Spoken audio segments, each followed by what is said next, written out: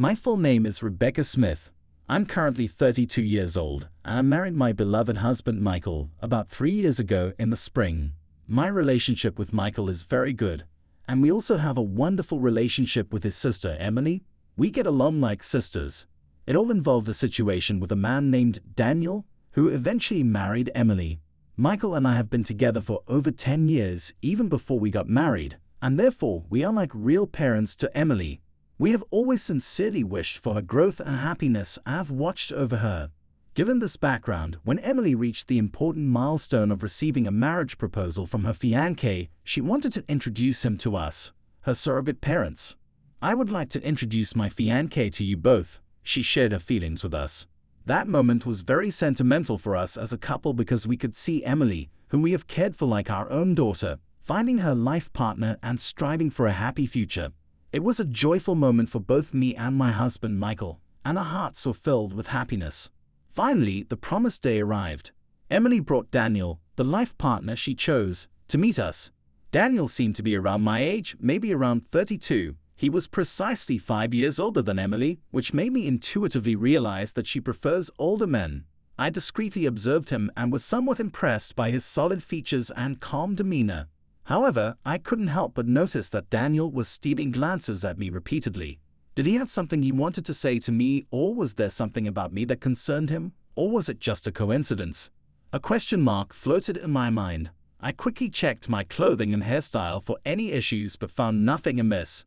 Perhaps realizing that staring at me was impolite, Daniel quickly averted his eyes.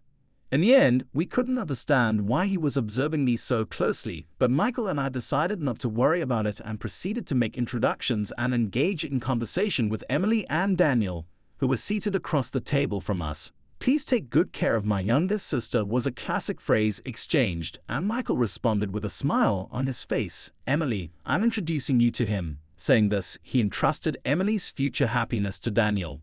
This created a harmonious atmosphere at the gathering, easing the initial tension of our first meeting. There was a moment when Michael asked Daniel a question that he was curious about. "Daniel, may I ask where you work?" I was very interested in his answer and listened attentively. Daniel answered proudly, puffing out his chest, "You might have heard of it. I work at T Company, which is growing very rapidly right now." T Company? Is that the famous game development company? Yes, that's right. Actually, I changed jobs to work there last year, but I didn't quit my previous job because I disliked it. T Company directly scouted me because they highly valued my skills, so this is like a promotion. Don't worry, I didn't start as a regular employee. Hearing this astonishing story, both Michael and I were astounded. I involuntarily opened my eyes wide and our eyes met. Seeing our surprised reactions, Daniel seemed convinced that his story had the intended effect, and he continued to speak with even more pride. "That's why I would like you to trust me completely with Emily.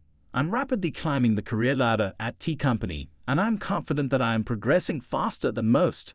Even though I started as a regular employee, my salary will quickly increase, and my position in the company will rapidly improve, so please rest assured."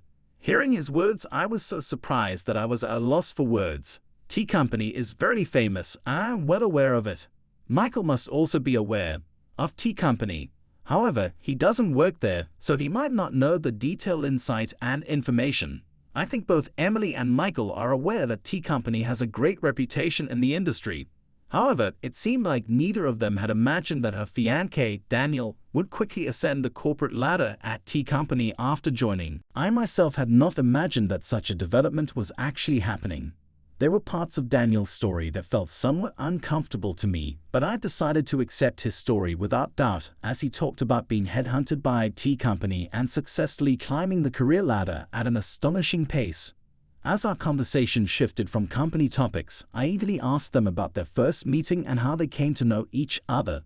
According to their response, they met through a mutual friend. Daniel was searching for a life partner but felt resistant to attending matchmaking events. Thus, he met Emily through a trusted friend. Emily was interested in having a boyfriend but wasn't actively seeking. She decided to meet Daniel upon a friend's invitation. Actually, I am really drawn to how Daniel brings smiles to my face. His slightly clumsy yet adorable side also really captures my heart. As they shared their feelings in front of us, it felt as sweet as sugar, despite Daniel and I not eating anything sweet. Their close bond and deep affection for each other were very clear. However, there was one thing that bothered me. As they were leaving our house, Daniel and I decided to see them off at the front door. That's when Daniel started talking to Emily about bringing rice and other gifts. Meanwhile, standing a bit apart, Daniel approached me and suddenly asked, "Hey, do you perhaps not remember me?" I couldn't help but reflexively tilt my head at his unexpected question. "Do you really not remember me?" Even as Daniel asked with skepticism, I couldn't recall any close friend named Daniel. His handsome face was memorable, but no specific memories came to mind. Seeing me desperately trying to recall, Daniel sighed slightly, unable to hide his disappointment. "Well then, let's exchange contact information and please tell Michael later." Actually, I forgot to exchange contacts with him. I was internally shocked by his sudden informal tone. We might have been close in the past, but I have no memory of it. Moreover, I don't recall ever being close with someone who would use such a rude tone.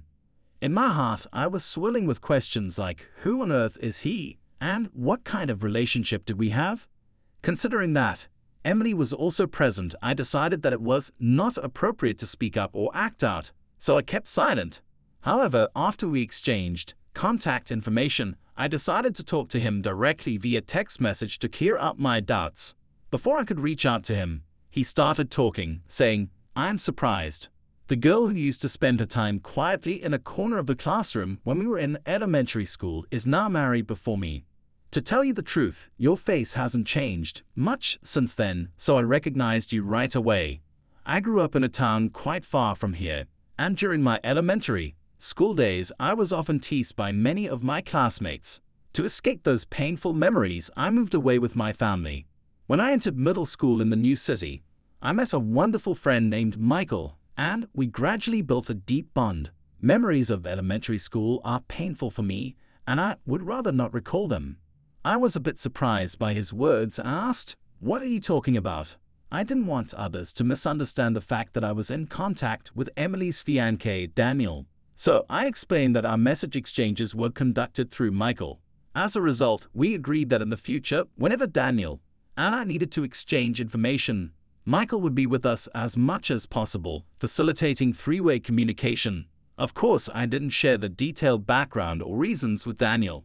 After I finished explaining the situation, Daniel smiled warmly and asked, "By the way, do you remember being called Pooh Girl back in elementary school?" The term Pooh Girl had a specific background. It was used to tease me by my classmates, derived from the newly learned word poor, as I was from a single-parent family. Although my family wasn't particularly struggling financially, there was a time when my mother was told by other mothers, "It must be tough financially because you're a single parent." This rumor might have spread among the children and started the teasing. As a result, I decided to move to a new place to change my situation. This decision was also influenced by the fact that my mother was considering legal action for defamation against some moms who were spreading rumors like they must be living a frugal life because they are a single-parent family, probably even using cardboard boxes to prepare meals. Since I moved to my new home, I haven't heard the unpleasant nickname Pooh Girl, which used to be the cause of people teasing me. However, one day I was honestly surprised when a middle-aged man admitted he didn't even know the exact meaning of the word poor. I calmly told him, "Please be careful with your words, Tommy. You are my sister-in-law's fiancé and our relationship does not go beyond that. Please do not suddenly say meaningless things." After that, he did not send any more messages. Maybe he took my words seriously and realized that he should stop making rude remarks. However, watching this whole exchange by my side, Michael seemed to feel a strong sense of discomfort at the man's choice of words, and I could see his face cloud over rapidly. What on earth is that man thinking? He seems to have no understanding of the fact that the person he is dealing with is the sister-in-law of the woman he is about to marry. Moreover, he brings up the past from when you two were in elementary school and continues to interact with the same familiarity as back then. Isn't that just crazy? He said, showing his anger. He expressed his anger, seeing Michael tremble with rage. I said, calm down, trying to soothe him. I was also a bit concerned, So I immediately contacted my mother and asked her to look for a class photo from my elementary school days.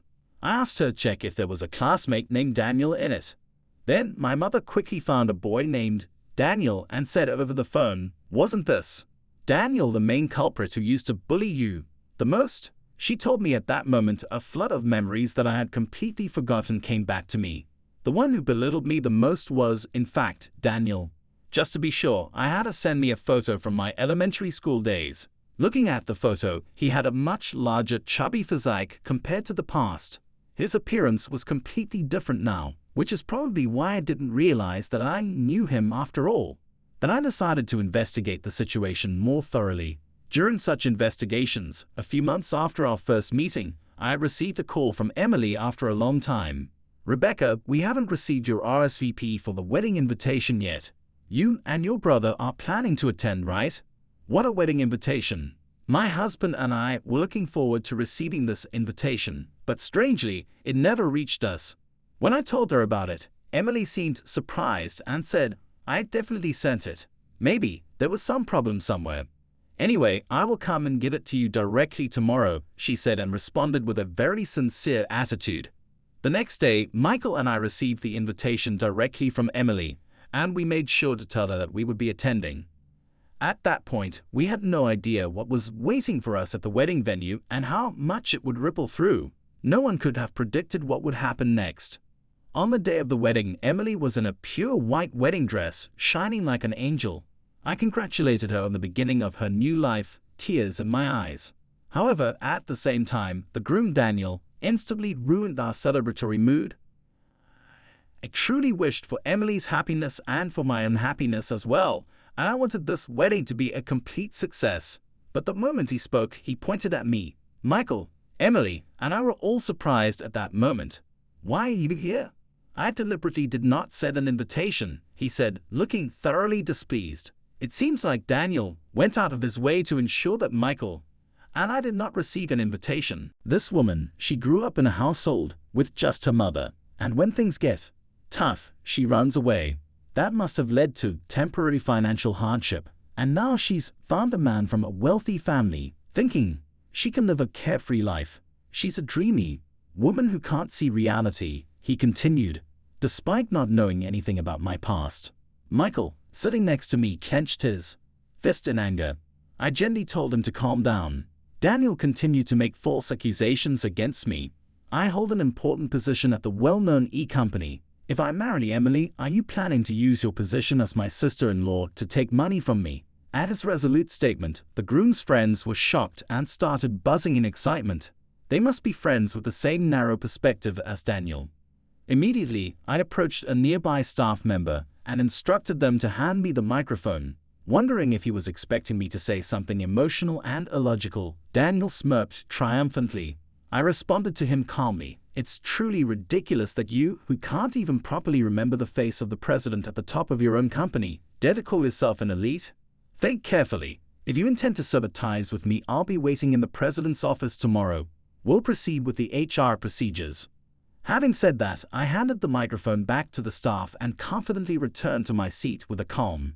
Michael stood up and headed toward the exit of the venue. Soon after, Emily also began to walk in the same direction. Noticing this, Daniel called out to her, "Wait a minute, why are you going that way too? I'm just trying to break things off with her. If that's the case, there shouldn't be any problems, right?" As Daniel, still not fully understanding the situation, spoke to Emily, she gave him a cold look. "You really don't know Rebecca. She's the CEO of T Company. I respect and deeply admire Sister Rebecca. I can't forgive you for belittling her. I intend to break off this engagement right now. You've ruined such an important day in our lives. Be prepared." Shocked by Emily's stern words, Daniel was completely taken aback. Then Rebecca decided to talk to the venue staff and decided to take off her wedding dress. She informed the guests that the banquet would be ended and the wedding itself would be changed to a simple meal gathering. Taking a stance that such an action will never happen again, she pointed out that Daniel was the main cause of the engagement breakup, squarely blaming him. The ordeal was not over yet. The next day, as I had borne the previous day, I calmly waited for his arrival in the president's office. Next to me stood two large, muscular employees ready to respond immediately if he tried to make a move during our conversation. He seemed to have overcome his internal struggle as he entered the president's office. His confidence soon became unstable, and he sat down in the chair, gradually showing a tense expression. His behavior of entering the room without permission and sitting down without any greeting seemed quite rude. At this point, it was clear that he did not understand the basic rules and manners within the company. No, no way. I can't believe that you are really the president. This is unbelievable. If you had done even a little bit of research, you would have found the president's information on our company's website. Didn't you have the time to check before coming here? Well, there were circumstances, he stammered. He seemed to have come here without taking my words seriously, without investigating the truth. He probably thought I was joking or distorting facts. In front of all these guests, I told him I am thinking of terminating the employment contract. What are you thinking? It's not fair to make an immediate decision just because of a slight misunderstanding. I will consult with the Labor Standards Inspection Office. Watching him try to carefully persuade me, I calmly took out a copy of the resume he had once submitted and placed it in front of him. You have falsified your educational background here, haven't you? And you've also pretended to have qualifications that you don't actually have, claimed skills in Excel and video editing software that you don't possess. Are all these statements are true about that part? Falsifying information and false reporting are legitimate reasons for us to terminate our employment contract with an employee. You know, he showed a surprised expression at my direct statement. In fact, from the moment I first met him, I had a strange intuition about him, and afterwards I thoroughly verified the facts. Generally, our company does not use headhunting methods. Even if we do, the information is transferred to me and I directly meet and interview the recommended candidates. However, I have no memory of having a deep conversation with Daniel directly. To be precise, he joined our company through the regular recruitment process for mid-career hires and started working as a regular employee. He called himself a person aiming for promotion and had claimed to be proficient in using software when he joined the company. Actually, since he has no skills in operating that software, the opportunity for promotion never came around. Previously, his self-evaluation was incredibly high, and feeling the contradiction in that, I thoroughly investigated his attitude. For the next time, even during work hours, he behaved lazily, basking in the feeling of belonging to the company. For me, I had absolutely no intention of neglecting an employee with such a work attitude and trying to improve it. Now that he has officially ended his engagement with Emily and there is no special relationship between him and me, he continues to behave unpleasantly. Even as an adult, he repeats actions that make me uncomfortable. Therefore, I see no reason to be particularly generous towards him.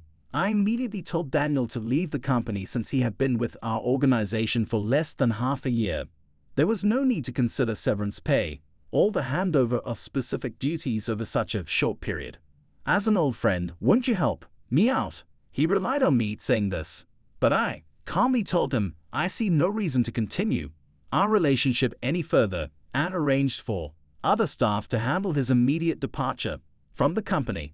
It seems he was seeking financial support from his father, but as a result of spreading outrageous rumors, that didn't happen. There is a past incident where my mother sued for defamation, and it seems Daniel's mother was the victim. My father paid the compensation for damages, so he has experience paying compensation for defamation just once. Faced with his son, Daniel, in a similar situation demanding compensation this time as well, my father probably felt he had reached his limit, cut off financial support, and completely disappeared from their lives. Afterwards, Daniel spent his days taking care of his elderly mother while being pursued for the payment of consolation money. Eventually, he disappeared as if taken away by someone in all black clothing, and since then, no one knows his whereabouts. Someone who knows about his future might appear eventually, but I myself have no intention of actively finding out where he is. On one hand, Emily was initially deeply hurt when she found out that her fiancé, who she was about to marry, had such a background. Time heals all wounds, and about 6 months have passed. She has started to positively affirm it was really for the best that we didn't get married. Officially recently, her smile has returned and she has even been able to participate in events to find a new partner in life. Seeing Emily living a brighter life again, Michael and I are truly relieved. In fact, it seems they are now actively discussing having children.